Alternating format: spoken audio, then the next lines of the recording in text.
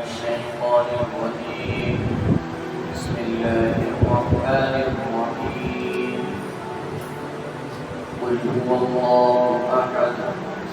الله الصمد لم يلد ولم يولد ولم يكن له كفوا أحد صدق الله العظيم قل هو الله أحد کہیے وہ اللہ ایک ہے، اللہ الصمد، اللہ بے نیاز ہے، لم یلد ولم یولد، نہ اس کی کوئی اولاد ہے نہ وہ کسی کی اولاد ہے، ولم یکن لہ کفوا احد، اور اس کا برابر کا کوئی نہیں۔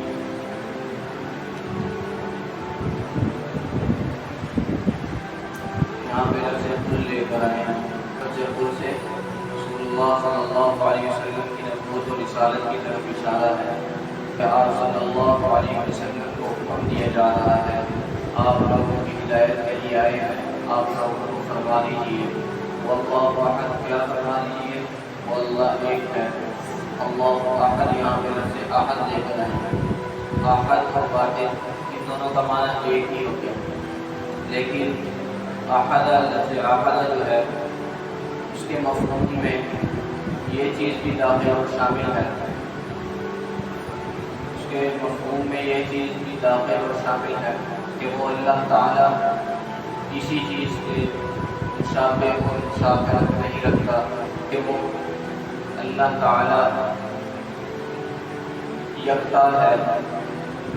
اور اللہ تعالیٰ تمام کمالات کا جامع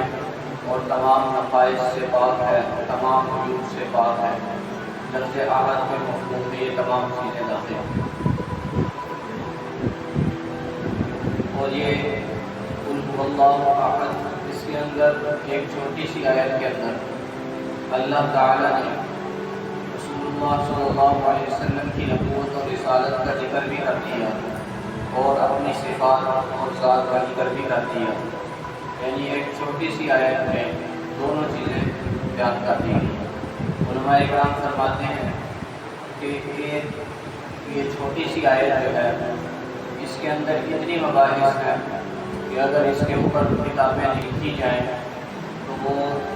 بڑی بڑی جلدوں کی کئی کتابیں لکھی جا سکتی ہیں، یعنی اس کی تفسیر اتنی وسیع ہے،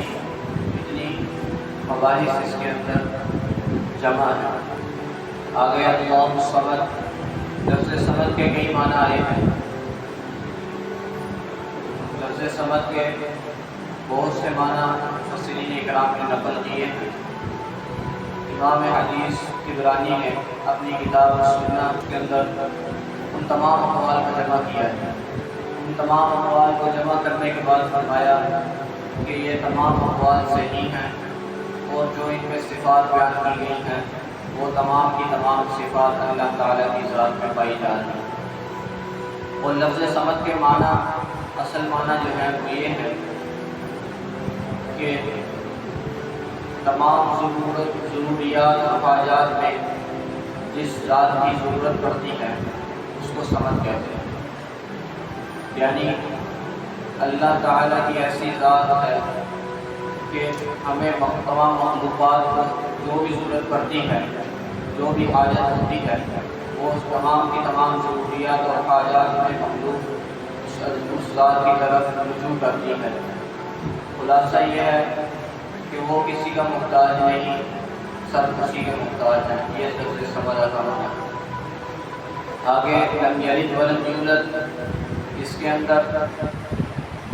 ان لوگوں کا جواب دیا گیا ہے جو اللہ تعالیٰ کی اولاد کے قائل ہیں، جو یہ کہتے ہیں کہ اللہ تعالیٰ کی اولاد بھی ہے آگے، یا اللہ تعالیٰ خود کسی کی اولاد ہے، اس کا جواب دیا جا رہا ہے کہ لم یلد ولم یولد، نہ وہ کسی کی اولاد ہے نہ اس کی آگے کوئی اولاد ہے۔ اس کے اندر لم یلد ولم یولد میں یہ بتا دیا گیا کہ اللہ تعالیٰ وہ ذات ہے کہ اس کو مخلوقات پر قیاس نہیں کیا جا سکتا۔ مخلوقات کے اندر تو توالد و تناسل چلتا ہے، اولاد چلتی ہے، مخلوقات کے وجود کا سبب ہی توالد و تناسل ہے، جبکہ اللہ تعالیٰ اس توالد و تناسل سے پاک ذات ہے۔ آگے فرمایا وَلَمْ يَكُنْ لَهُ كُفُوًا أَحَدٌ، یہاں پہ لفظ کفو آیا ہے جس کے معنی ہے مثل اور مماثل کے، یعنی اللہ تعالیٰ کی ذات کی مثل بھی کوئی نہیں اور مماثل بھی کوئی نہیں۔ وہ ایسی ذات ہے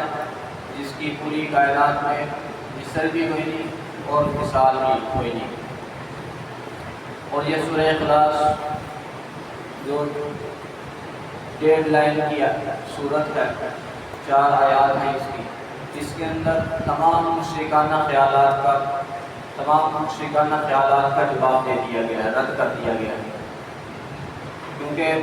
مشرکین کی کئی قسمیں ہیں۔ بعض ایسے ہیں جو اللہ تعالیٰ کے وجود کے ہی منکر ہیں، اور بعض ایسے ہیں کہ اللہ تعالیٰ کے وجود کے تو قائل ہیں،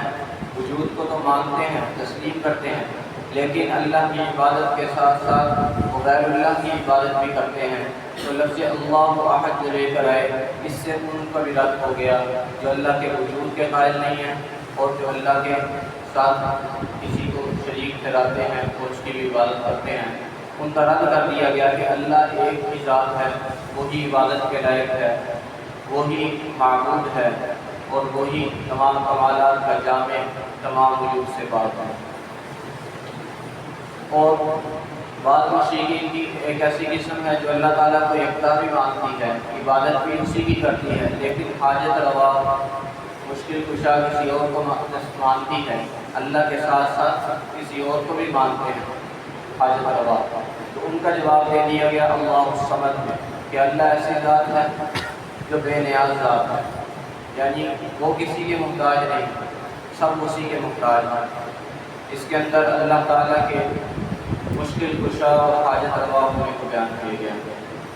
آگے فرمایا لم یلد ولم یولد، اس کے اندر ان لوگوں کا رد کیا جا رہا ہے، ان لوگوں کو جواب دیا جا رہا ہے جو اللہ تعالیٰ کی اولاد کے قائل ہیں، جو کہتے ہیں اللہ تعالیٰ کی اولاد ہے، ان کا جواب دیا جا رہا ہے کہ وہ نہ کسی کی اولاد ہے اور نہ اس کی کوئی اولاد ہے۔ یعنی یہ چھوٹی سی صورت ہے، اس کے اندر رسول اللہ صلی اللہ علیہ وسلم کی نبوت و رسالت کا تذکرہ بھی کر دیا اور اللہ تعالیٰ کی صفات کو کھول کھول کر بیان بھی کر دیا گیا۔ اللہ تعالیٰ ہمیں پکا موحد بنائے اور فرقہ باطلہ سے محفوظ فرمائے۔ وما علینا الا البلاغ۔